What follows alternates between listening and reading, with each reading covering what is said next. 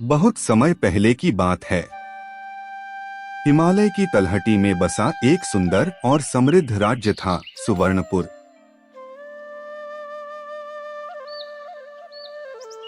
यह राज्य हरे भरे जंगलों, बहती नदियों और सोने जैसी चमकती फसलों के लिए प्रसिद्ध था।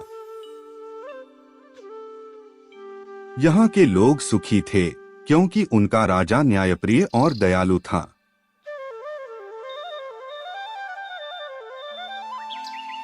राजा का नाम था राजा वीरसेन।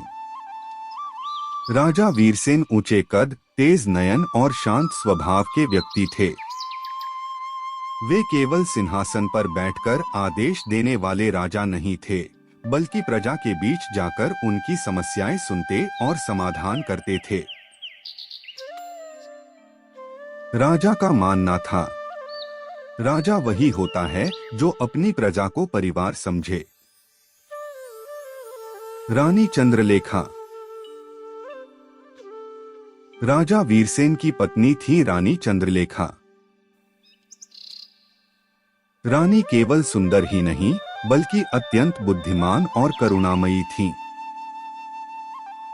वे गरीबों की सहायता करती, अनाथ बच्चों के लिए विद्यालय चलवाती और बीमारों की सेवा स्वयं करती थीं।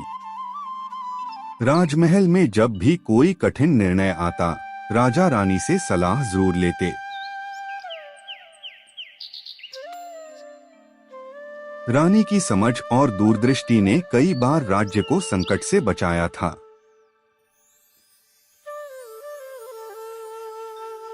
राजा और रानी के बीच प्रेम केवल राजसी नहीं, बल्कि आत्मिक था। वे एक दूसरे का सम्मान करते और हर निर्णय मिलकर लेते। सुखी जीवन और छुपा दुहक। राजा रानी का जीवन बाहर से पूर्ण लगता था, लेकिन एक दुहक उन्हें भीतर से कचोटता था। वर्षों बीत जाने के बाद भी उनके कोई संतान नहीं थी। रानी रात में मंदिर में बैठकर दीपक जलाती और ईश्वर से प्रार्थना करती। राजा बाहर से मजबूत दिखते, पर भीतर से टूटे हुए थे। फिर भी उन्होंने इस दुहक को अपने कर्तव्यों पर हावी नहीं होने दिया। भविष्यवाणी। एक दिन राज्य में एक महान ऋषि आए। उन्होंने राजा रानी को देखकर कहा, महाराज, आपकी परीक्षा अभी समाप्त नहीं हुई। धैर्य रखें। समय आने पर ईश्वर आपको ऐसा उपहार देगा जो पूरे राज्य का भाग्य बदल देगा। राजा और रानी को आशा की एक किरण मिली। षड्यंत्र की शुरुआत।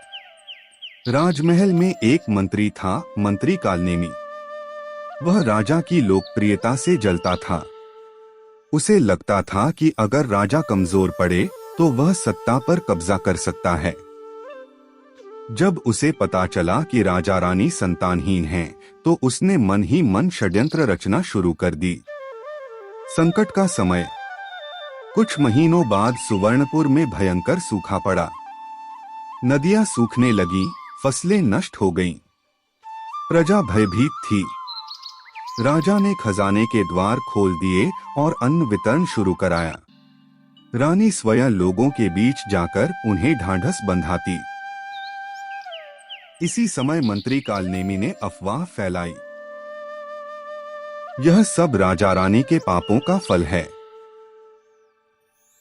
रानी की परीक्षा। एक रात रानी गंभीर रूप से बीमार पड़ गईं।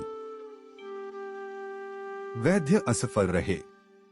राजा दिन रात रानी के पास बैठे रहते।